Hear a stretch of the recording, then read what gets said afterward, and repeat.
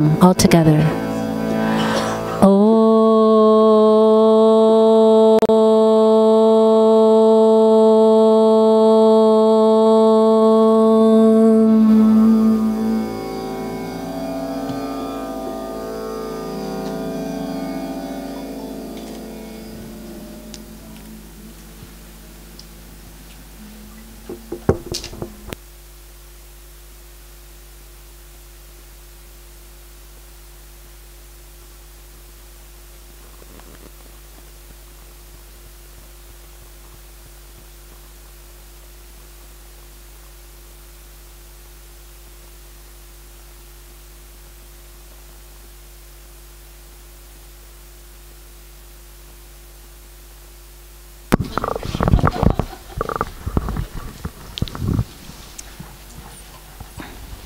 Welcome to Satsang.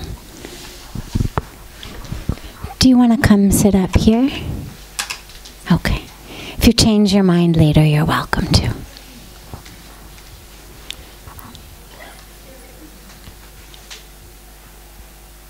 Welcome to Satsang.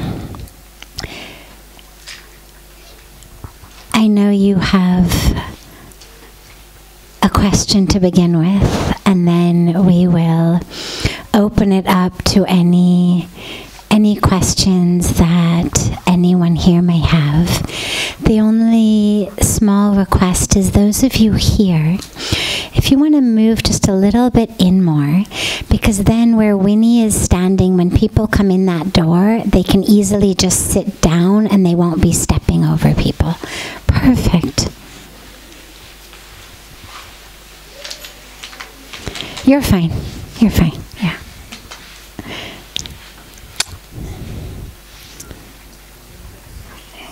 Yes. You had a question. The question is, do you believe that because of the global crises such as pollution and global warming, for example, we are beyond the point of no return and we're heading to a completely new and unknowable future? And if so, how can we each be with this unfolding? Great question. So are we, with all of that that's happening in the world, are we heading to a completely new and unknowable future? Are we past the point of no return for a completely new and unknown future? And if so, how do we deal with that? Well, we are absolutely at the point of a new and unknown future. Aside from everything related to global warming or the environment, the future is always unknown. The future is always new. The illusion that we have of control is just that, an illusion. We'd like to have control. We'd like to know what the future holds. We speak about this frequently when we talk about expectations and how we can not have expectations, and how do we live with expectations. And one of the things I always say is we have to have expectations in order to live. We have to have expectations of what tomorrow is going to be like, what an hour from now is going to be like. We have to expect that this roof is not going to fall on all of us, or we wouldn't be sitting here. We have to believe that the dam that is holding the waters of Ganga up is going to function and not break and drown us. We have to believe that the tectonic plates upon which we sit, whether it's here, whether it's anywhere in the world, that they're going to be stable and not give us a massive earthquake that we're going to die in. If we couldn't have that level of expectation, it would be very difficult to live. And we don't have any control. The expectation is an illusion. We need it. Because to absolutely live in the absolute truth of The future is unknown. The future is new. The future is unknowable. And we'll circle back, of course, to what we're doing to the environment, but it's important to realize that climate change is not that which makes our future new and unknowable. The future is new and unknowable by definition.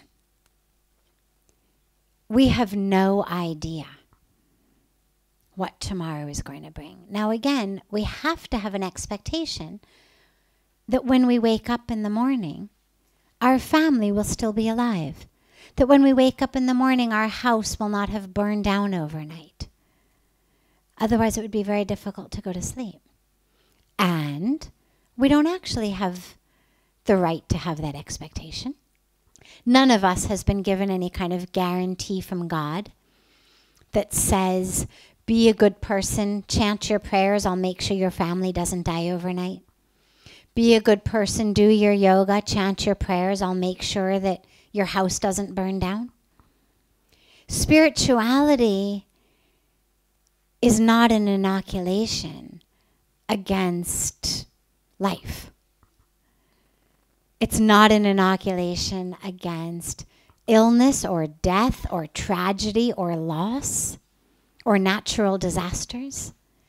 It is only an inoculation against the reaction to those. All spirituality gives us is the ability to stay peaceful and grounded and anchored, even when the house burns down, even if the ceiling falls, even when and if our loved ones get sick and die or leave us. So our future, by definition, is new and unknowable. Spirituality gives us the way of dealing with that by dealing with who I am in the moment. The only thing that isn't changeable is the truth of who I am. That's all we've got. Soul, spirit, consciousness, love, truth. Everything else has an expiration date. And we very rarely know when it is. We know at least when the juice in our fridge is going to expire. And you can plan properly. I mean, you know, all right, tomorrow's my last day. Maybe I wasn't in the mood for so much juice today, but I've got to drink it because it's going to expire tomorrow. And if I can't drink it, well, I'll take it to the neighbors. At least someone will drink it before it expires. But we have no such guarantee on any of that. On our lives, on the lives of our loved ones, on the roof of our homes. I mean, the guy who built it may give you a guarantee, but that's just a piece of paper. All that means is when it falls, you get some money. Doesn't mean it's actually going to stay up.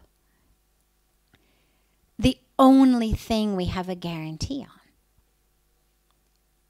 of not changing is the self, which is why spiritually, that's what we dive into.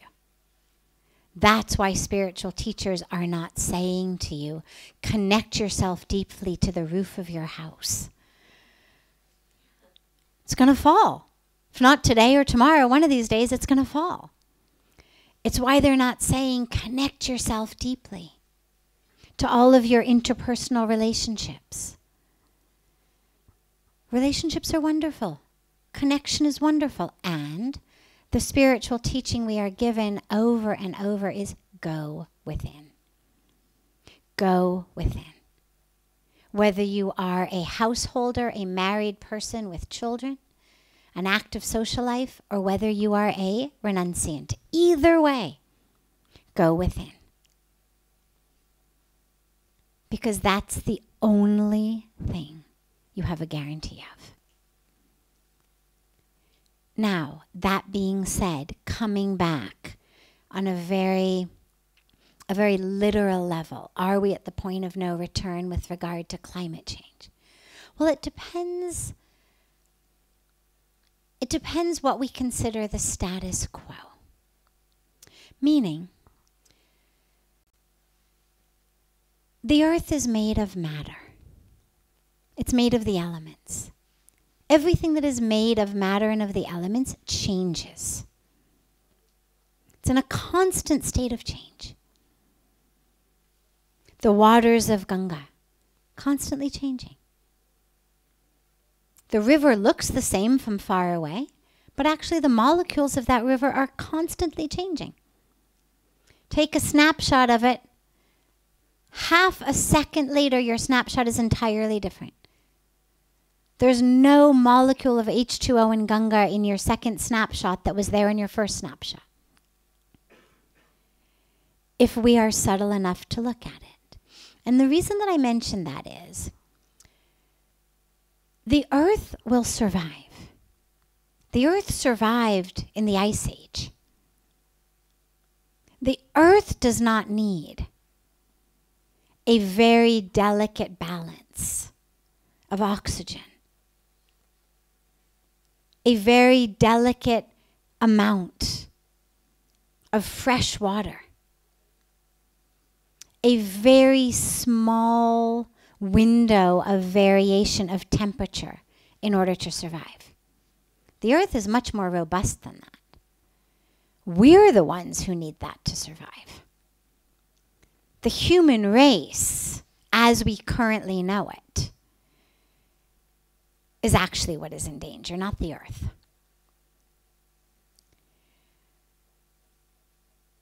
We need that very delicate balance of oxygen and carbon dioxide. We need that very small window of temperature. We need that amount of fresh water. Have we reached a point where humans will have to evolve or die? Probably. But again, that's what keeps happening in evolution. I mean, if you look back, not just over the last 200 years, but if you look back over millions of years, well, we are here in our current physical form because of evolution. Basic, Darwin. We're here because of mutation and evolution. Are there humans alive today who have a very interesting gene mutation that permits them to live with less oxygen? I have no idea. If they are, they're going to be the ones reproducing. Will humans continue to survive because there is a mutation that enables certain people to survive with less water in their bodies? To survive at higher temperatures, to survive with less oxygen? Maybe.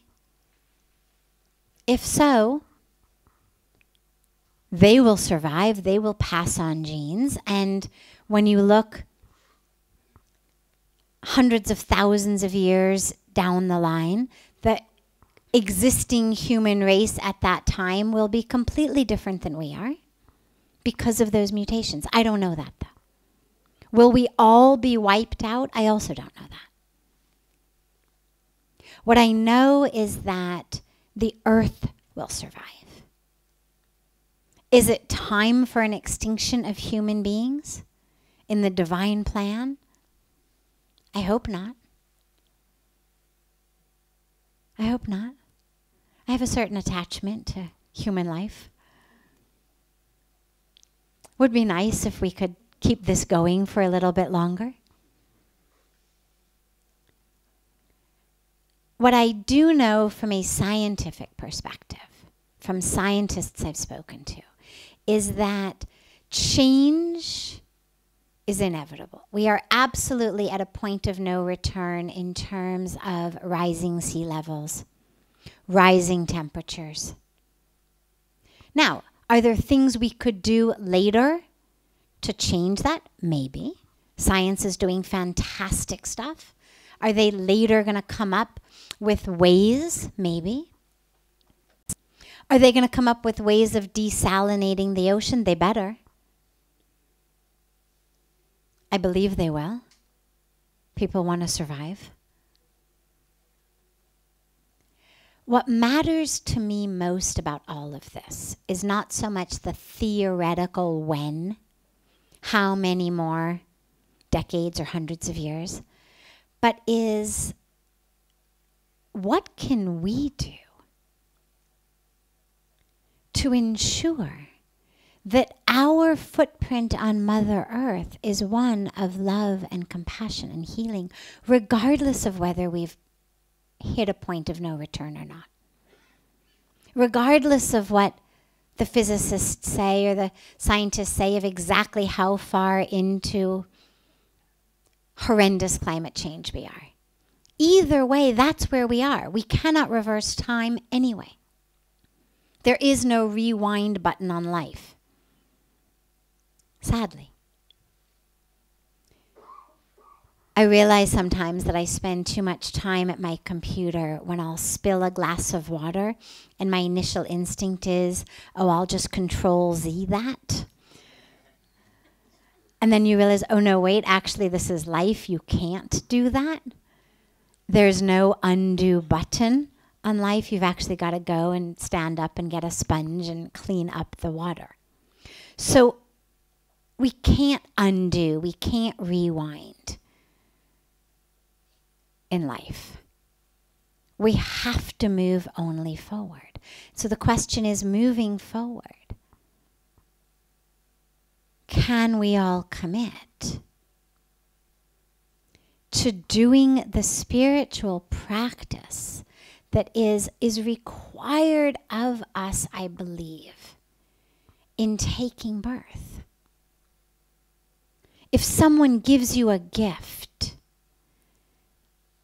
you've got sort of a responsibility to open it. Especially if it's someone who loves you. And they hand you a gift and it's wrapped up. You may not open it at that moment. There's different cultures. I know in America we open it right away. Indians never open it right away. But at some point you're supposed to open it. If you found out months or years later that you'd given a gift to a loved one and they'd never opened it, you'd feel kind of insulted. You'd feel kind of hurt. God has given us this gift of human birth, which is the package in which our actual life, our truth, our awakening, our unfolding exists. But for us to just spend our life with this packaging, if I were God, I would be very insulted. This is where all of our spiritual teachers remind us, unpack the package. Yeah, I know it's glittery and shiny and beautiful and fun, but it's actually not the present. The present is actually inside. We're like kids who are excited by the bows on a package. And we always have to say to them, no, no, no, open it up. The present is inside. That box is not your package. I know it's fun. It's not your package. Your real present is inside. And this is what our spiritual teachers tell us all the time. Ah, this body, I know it feels good. Not your present. Your present is inside. Open it up. And so when we do that, then the whole way that we interact with life changes and becomes one of healing, one of compassion, one of love, one of truth. And so inevitably we are going to leave footprints, leave ripples of healing.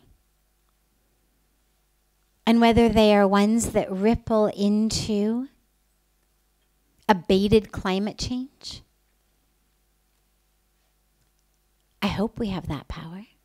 But if not, if they're ripples that lead into a compassionate and love-filled and awakened transition into whatever our next phase of evolution is supposed to be, well, then they'll lead us there. But either way, we have to be awake. Either way, we have to open that package.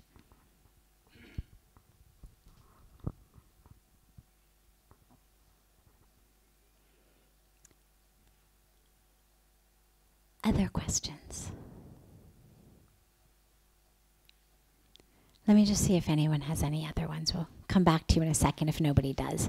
But if anybody does, I want to, yes. What's the purpose of life and what's the best way to live it? So the purpose of life is to open that package. The purpose of life is to know who you are. Not intellectually, not because you read it in a book or you heard someone say it or you just, you know it, but you can't feel it. Point of life is to actually experience the truth of who you are,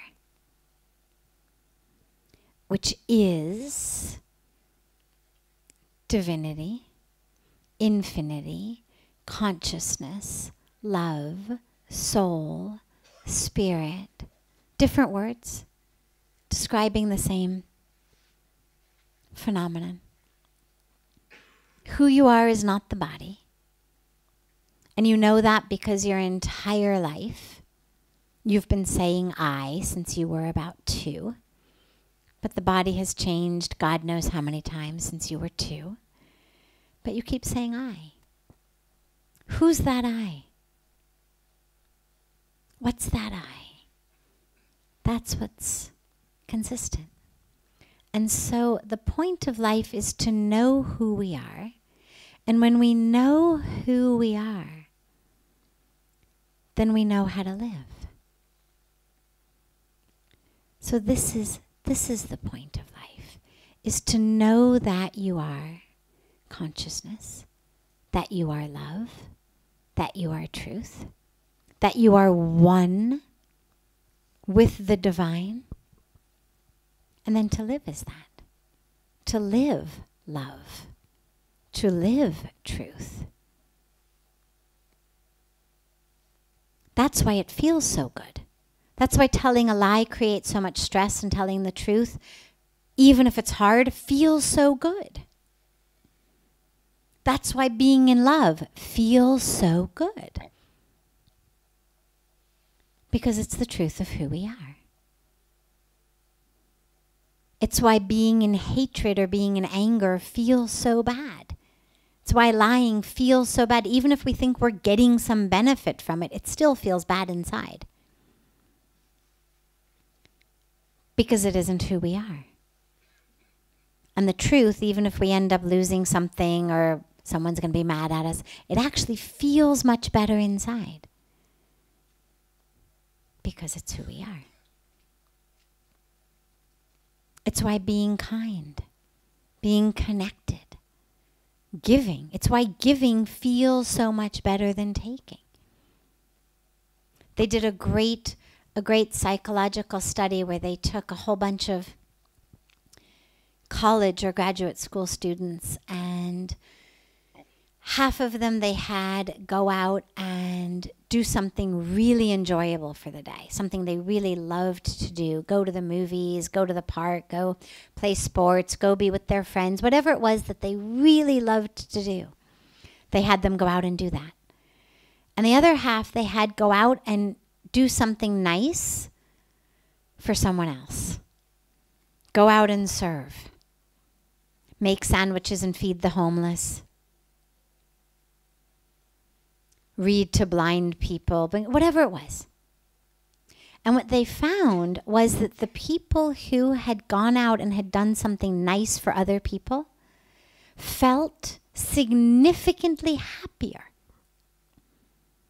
Not just at the end of the day, but many days later. The impact was lasting.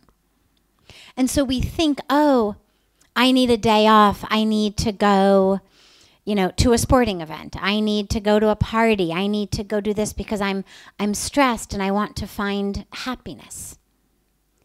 And the truth is that actually the happiness that these students got in helping others, and these were not religious people. It wasn't, a group of volunteers they took from a temple or a church or something. It was university school students.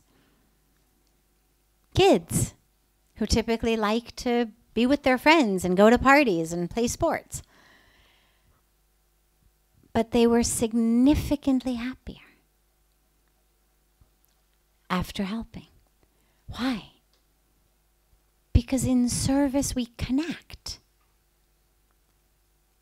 In doing something that's not for ourself, we are connected to the truth of who we are, which is one with the universe. When we do things only for ourselves, even though it may feel temporarily good, it doesn't last. Like the impact of a fun party was much less and lasted much less time than the impact of doing something for others. So, but that comes from knowing who I am. And so that's the point of life. Open that package.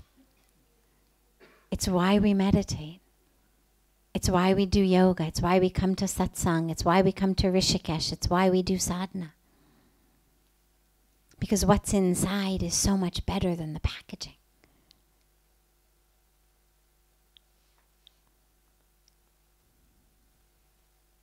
Yes. Yes.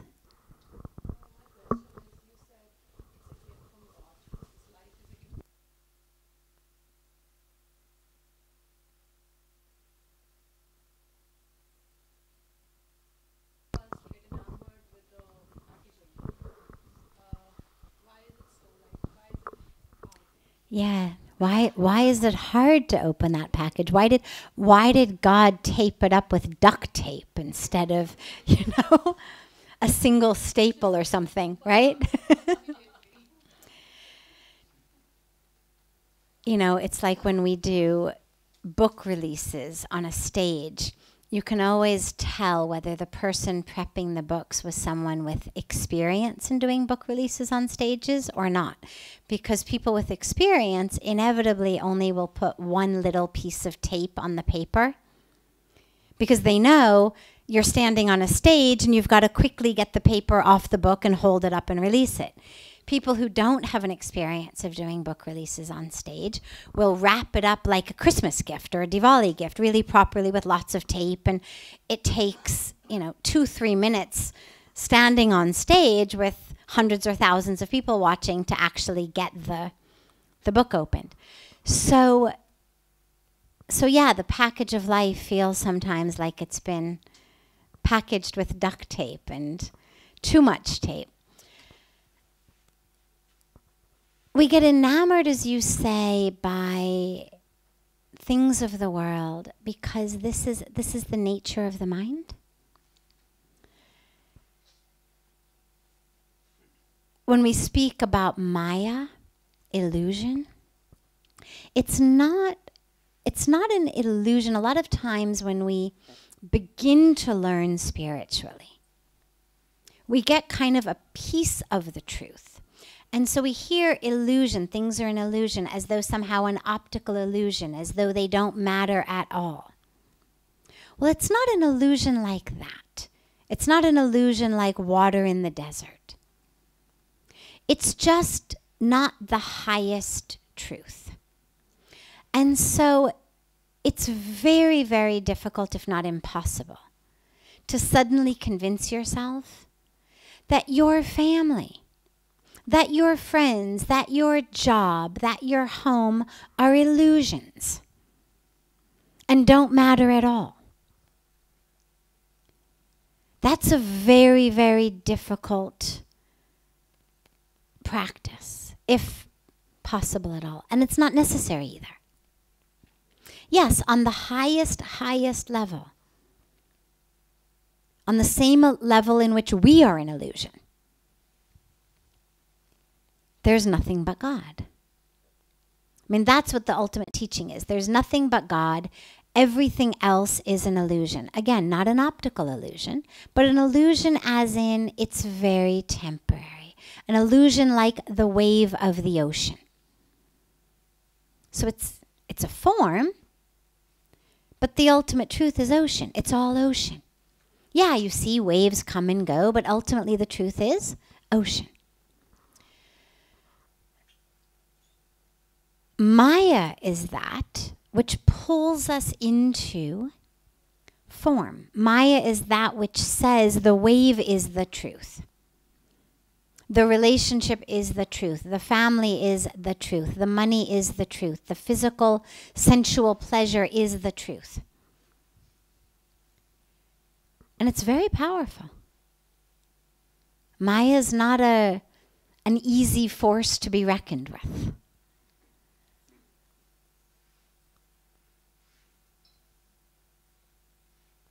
But the minute that we taste, and this is why spiritual practice is so important, the minute we taste, even momentarily, real connection and real bliss, not the bliss that comes because finally this guy did what I said, not the bliss that comes because finally my kids cleaned up their room or my husband came home on time or whatever it may be, but the real spiritual bliss. The minute you taste that, you understand intuitively the illusory nature of everything else. So it's not about trying to convince the mind. It's about giving yourself the experience. Give yourself that experience of deep spiritual connection. Give yourself the experience of the joy, the bliss that comes from connecting deeply with yourself.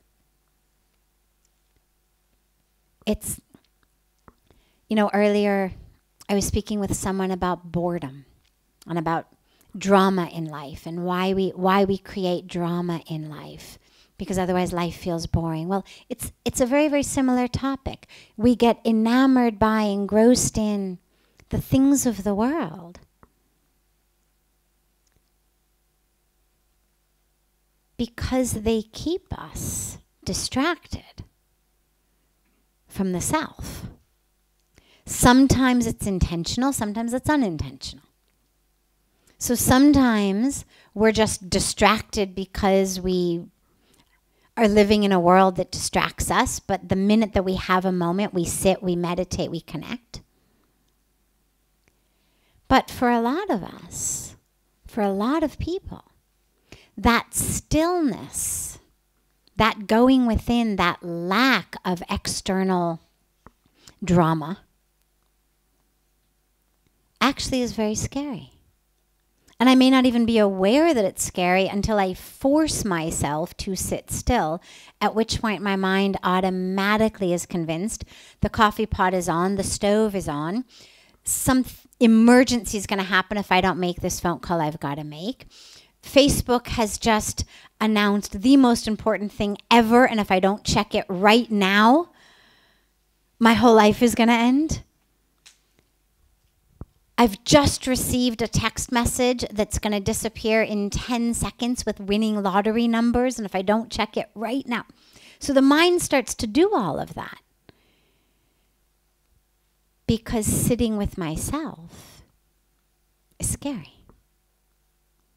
And so the mind doesn't say, oh, I'm scared. The mind starts to just play its games to get you to stand up, to get into drama. Oh, wait, what about this? Oh, wait, what about that? Or the mind, when the alarm goes off to get you to meditate, the mind will say, I really need my sleep. You know that article I read? 8 hours. It's got to be 8 hours. I'm doing a disservice to my body if I get up and meditate. I mean, we're great at convincing ourselves of things. Not that I pledge to go to sleep early so that I actually can get up and meditate and still sleep enough, but just that I'm going to hit that alarm off. And in a lot of cases, not every case, but a lot of cases, it's due not just to run-of-the-mill laziness or run-of-the-mill cultural distraction, but it's actually due to a much deeper sense of not being comfortable with myself and needing to be distracted by drama, by shopping, by my family, whatever it may be. but I need something to keep me from having to sit in that emptiness. But the tragedy with that is that in that emptiness is actually the truth of who you are. That emptiness actually is the soil in which the tree of the real gift is planted. Is the space in which that real gift exists. And so when we don't allow ourselves to have that stillness, we're depriving ourselves. The mind, of course, says otherwise. The mind, of course, says, look, I'm giving you all this fun and these parties and these friends and this great social life and this good food and good shopping.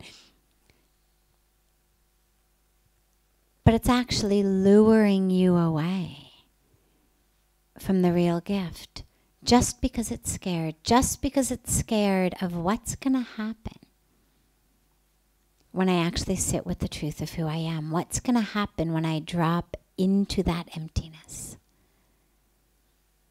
But until we have the courage to sit with our own emptiness, we will never know our own fullness. And that's the spiritual irony, you can say, of life. We need to be in the emptiness in order to experience the fullness. And so when I try to fill myself with things outside, I'm actually just suffocating myself. But in order to experience real fullness, I have to. And sometimes it's literally just a matter of willpower and discipline. I will get up when my alarm goes off. I will put the alarm across the room, so I have to get out of bed.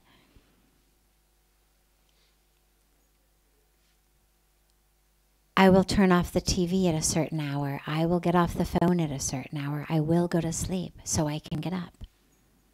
I will say no sometimes to parties and social invitations so that I have enough time to still do what I need to do in my life and get to bed early so I can get up early and meditate. And sometimes some of that's just basic willpower and discipline, just a basic daily time schedule, a basic, priorities. To create the space in which I can open that package. Because if you live only in a world where everybody's saying, oh wow, look at that glitter, oh wow, look at that bow, and everybody's focused on the outer packaging, you never go within. So we've got to, this is the commitment we make to our spiritual practice. And whether it's the people we hang out with, whether it's the places we go, whether it's the things we do, whatever it is. But if you want to grow something, well, you got to take care of your soil. And if what I want to grow is a tree, a garden rather, of joy and peace and meaning in my life and spiritual connection, well, I have to take care of the soil. That soil is my practice. That soil is what I eat. That soil is who I hang out with. That soil is the choices I make in my life. And then, by grace, that garden blossoms. And it's so much more extraordinarily beautiful than all the fake plastic flowers that we had been keeping ourselves happy and satisfied with before, but we could get them without any soil. And so when we don't lay the soil, we end up with bouquets of plastic flowers, thinking that this is the real thing, thinking this is beautiful and great, until we've had the real thing.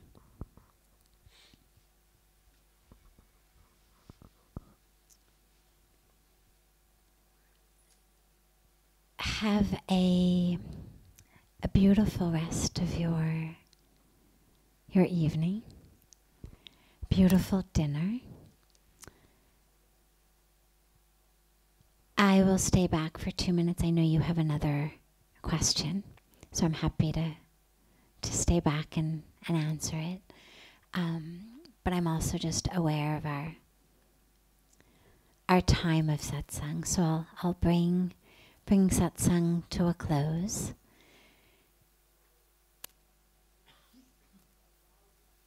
We will gather, of course, again tomorrow evening.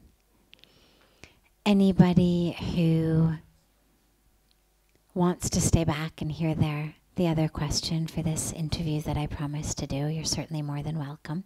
But I do want to just take a moment and bring satsang to a close so that others can go for dinner, can go for the concert. Wonderful. And I'll see hopefully most of you tomorrow.